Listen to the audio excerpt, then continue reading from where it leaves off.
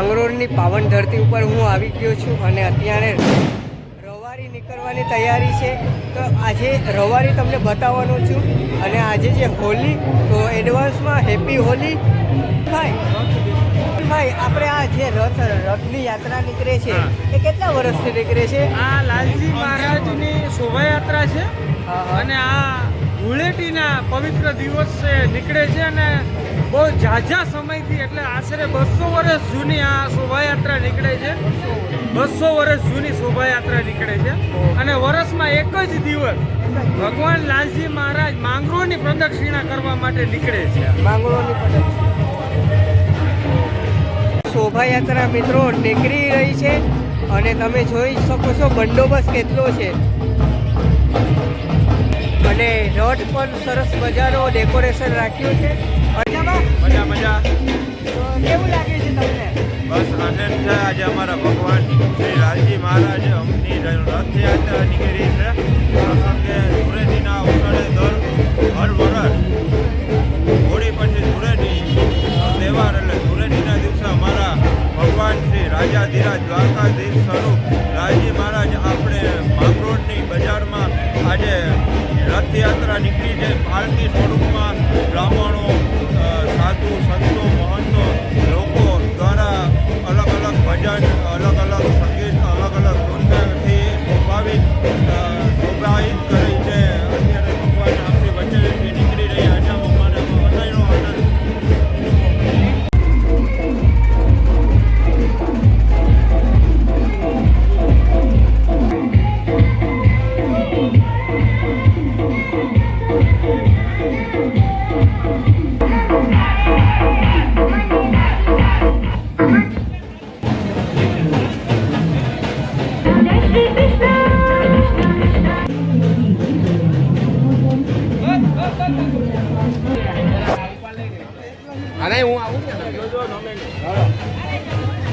બહુ અત્યારે દર્શન કરવા માટે પબ્લિક આવી છે અને અહીંયા પણ છે પબ્લિક. જોઈ લો.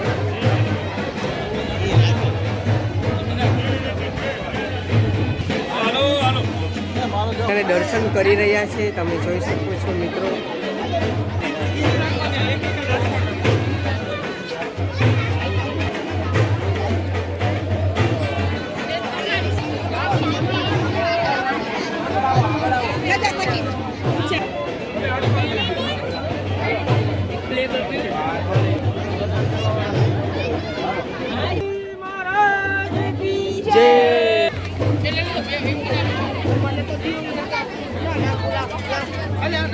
તો ફાઇનલી ભગવાનનો રથ આગળ આવી રહ્યો છે અને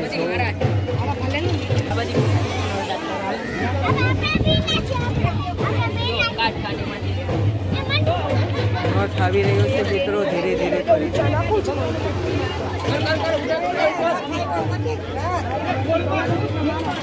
જો મિત્રો રથ આવી રહ્યો છે. વાવ, વાવ,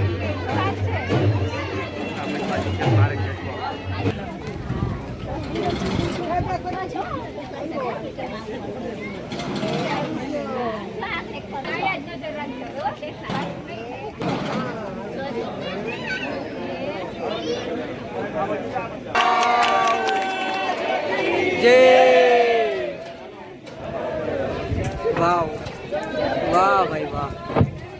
જય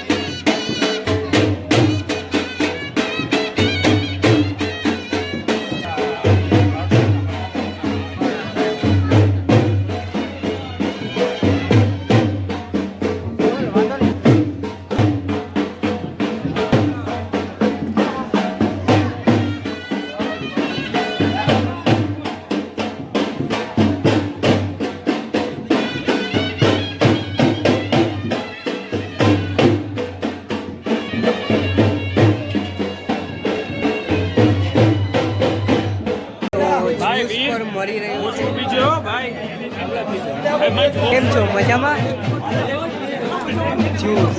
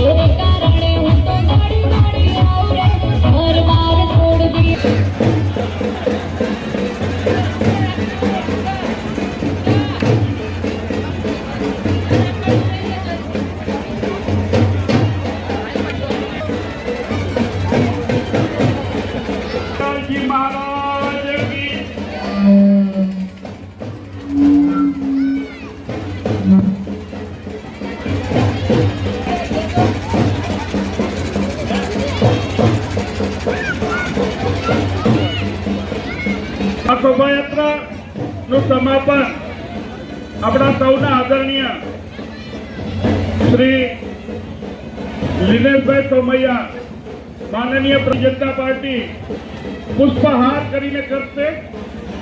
માંગરોળની એક ગૌરવાની પરમ આદરણીય સુશ્રી એસ સોલંકી મેડમ સુધી મારો સ્વર પહોંચતો હોય તો અત્રે આવવાની માનનીય સોલંકી અત્રે આવશે અને તેઓથી પણ પ્રભુલાલજી મહારાજને પુષ્પ હાર અર્પણ કરી અને આશીર્વાદ બહેનોમાંથી આપણે હમણાં જ વિદાય લઈ ચૂકેલા અને હવે સમમેળીનું સમાપન અહીંથી પ્રારંભ થઈ અને આ પાવન ભૂમિ આ ધરતીના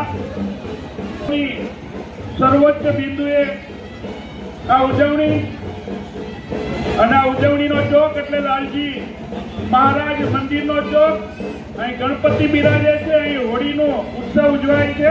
તેથી અભિનંદન છે, સ્વાગત છે. માન્ય અને કઈને ક્યાં નીકળી ગયા ડામોર સાહેબ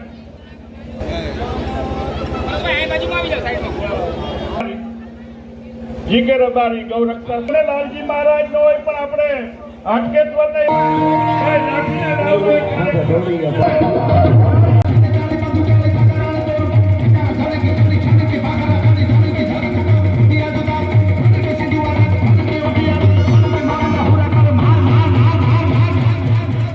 ખડખડતા પાણીથી વહે છે અને વચમાં આપણો માધવરા એટલે માધવપુર છે. હમણાં જ એમનો મેળો આવી રહ્યો છે. પાવન પવિત્ર ભૂમિ કહેવાય અને આપણે વિવાહ ભૂમિ કહેવાય ને આ તો સૌરાષ્ટ્રના સંતાનો છે. ભલે તમે કૃષ્ણ જેવા હોઈ શકે કે ભલે તમે કૃષ્ણ જેવા હોય, પણ જો કોઈ સુદામા જેવો મિત્ર મળે ને તો એને પગ ધોઈને પાણી ન પી શકો તો કઈ નહીં, પણ દુઃખમાં કામ આવજો તો કૃષ્ણ જેવા ગણજો. બાકી ખરા સમયે ઊભું રહેવું અઘરું હોય છે અને દવાખાનાના કામે કોઈ ફોર વ્હીલ માગે અને પપ્પાને પૂછવું પડે એવું હોય નહીં સાહેબ. આ તો સૌરાષ્ટ્રની ભૂમિ છે. જય હિન્દ. ચલો તો હવે મટકી ફોડનો છેલ્લો ચડાવો. મટકી ફોડ હાટકેશ્વર યુવક મંડળ 1111 મટકી ફોડ માટે રહેશે. ફાઇનલી લાલજી મહારાજ અહીંયા બિરાજમાન થઈ ગયા છે મંદિરની અંદર અને હવે આ રવારી પૂરી થઈ ગઈ છે. આ વ્લોગને આપણે અહીંયા જ એન્ડ કરીએ. ફરી મળીએ. જય માતાજી, જય શ્રી કૃષ્ણ.